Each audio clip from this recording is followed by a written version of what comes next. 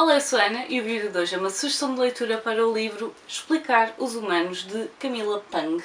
O subtítulo deste livro é O que a ciência nos pode ensinar acerca da vida, do amor e dos relacionamentos, e isto é extremamente importante para explicar o título. Camilla Pang é doutorada, ela nasceu na Cornualha, se não me engano, no país de Gales, e ela aos 5 anos perguntou à mãe se havia um manual de instruções para os humanos.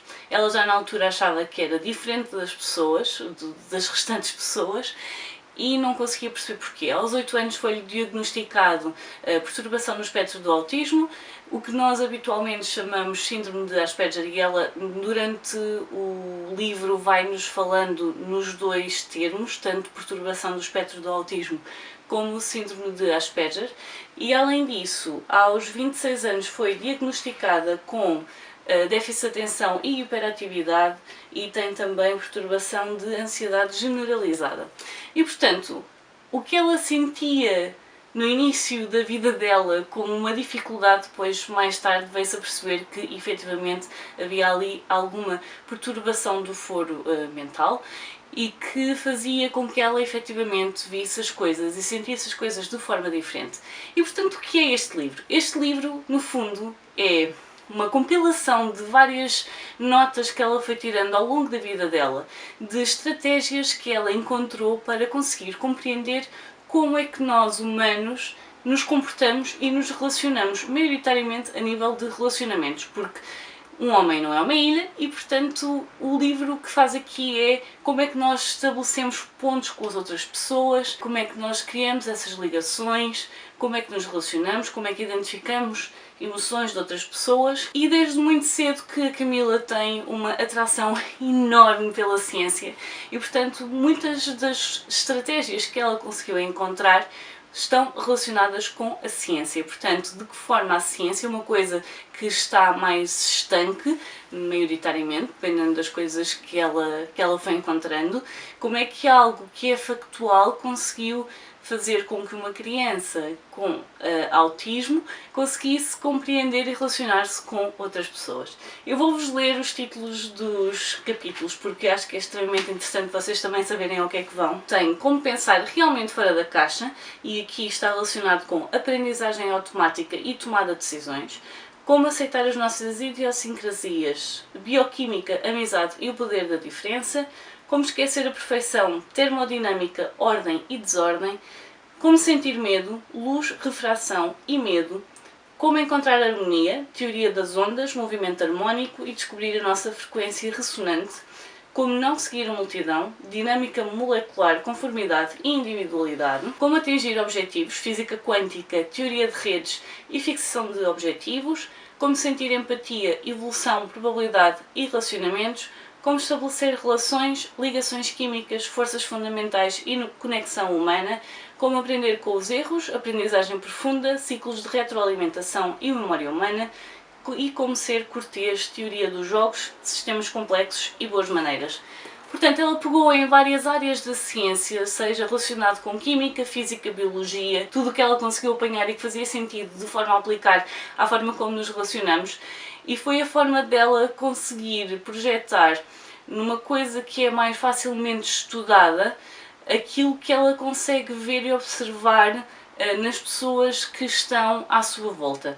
Portanto, nós temos aqui uma pessoa que desde muito cedo teve de conseguir encontrar estratégias para se conseguir relacionar com outras pessoas, e no fundo essas estratégias, lá está, são daquilo que efetivamente lhe interessa mais, que é a ciência, e ela conseguiu encontrar aqui paralelismos muito interessantes. Às vezes estar a ler este livro é quase como estar a ver um episódio do Era Uma Vez a Vida. Não sempre, não vão a contar com tanto humor ou com tantas metáforas, apesar delas existirem. Todos os termos que ela menciona aqui, ela eventualmente acaba por explicar nesse mesmo capítulo. Portanto, para quem não sabe muito sobre ciência, não é um livro que vos vá deixar completamente atordoados com termos, porque ela explica sempre os termos que está a utilizar. Portanto, basicamente é isso que ela faz aqui, é explicar de que forma ela foi encontrando estratégias tendo em conta coisas que já foram testadas, comprovadas para conseguir aplicar à sua própria vida. Eu acho que é um livro extremamente interessante para nós compreendermos da perspectiva de alguém dentro do espectro do autismo como é que a mente deles funciona, porque dentro do espectro do autismo existem muitas variantes, o espectro é enorme, vai desde coisas que são extremamente perto da norma até pessoas que são não verbais, portanto o espectro é mesmo muito grande, e o facto dela falar aqui em perturbação do espectro do autismo, eu sei que é o que neste momento está a ser usado, por exemplo, relativamente à síndrome de Asperger, que são pessoas que tendencialmente não conseguem identificar expressões faciais, portanto não conseguem reconhecer as emoções que outra pessoa pode estar a ter. Ela diz mesmo no livro que trata toda a gente por igual, não há aqui hierarquias, não há distinção entre pessoas, as pessoas são pessoas e portanto o que ela diz a alguém com quem vive, que é familiar dela, é a mesma forma como ela fala com alguém, por exemplo, o Presidente da República, e isso faz com que às vezes acabem em situações que não são muito fáceis de gerir, e ela vai falar sobre como é que conseguiu criar aqui então estratégias para lidar com situações dessas. Acho que é um livro extremamente interessante então para ver dessa perspectiva de alguém que faz parte do espectro do autismo, alguém que tem déficit de atenção e hiperatividade, a questão aqui da ansiedade generalizada. Acho que acaba por ser um bocado subjacente aos outros dois diagnósticos que ela tem e, portanto, é mesmo muito interessante. Se vocês tiverem interesse em saber como é ver algo da perspectiva de alguém dentro do espectro do autismo, este livro definitivamente é para vocês. Não é, efetivamente, um manual. Ela acaba por explicar, sim, os humanos de uma perspectiva científica. É um livro que cria, então, muitos paralelismos entre ciência e comportamento humano, muitas coisas que não dá para criar uma definição específica de isto é assim e nesta situação as pessoas reagem desta forma.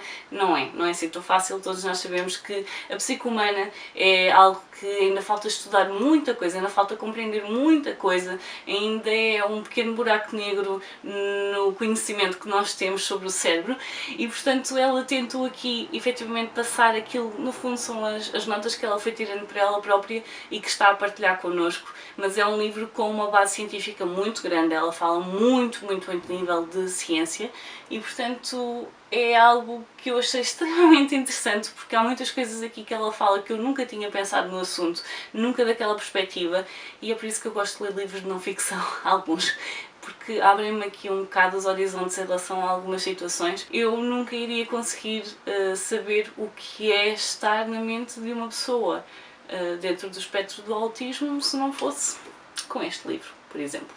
Portanto, para quem tem interesse nestas temáticas de perturbação do espectro do autismo, déficit de atenção e hiperatividade, acho que é um livro extremamente interessante. Se vocês conhecem alguém que tenha alguma destas duas perturbações, pode ser alguma forma de ajudar a compreender um bocadinho melhor, porque cada pessoa é uma pessoa. Portanto, as pessoas têm estratégias diferentes para lidar com as suas diferenças e acaba por não ser uma coisa que é geral, mas que nos pode dar uma perspectiva diferente. Portanto, fica aqui a minha sugestão para este livro que eu gostei muito de descobrir e fico com muita curiosidade de saber como é que a Millie vai daqui para a frente. Há muitas estratégias que ela ainda vai desenvolver, de certeza.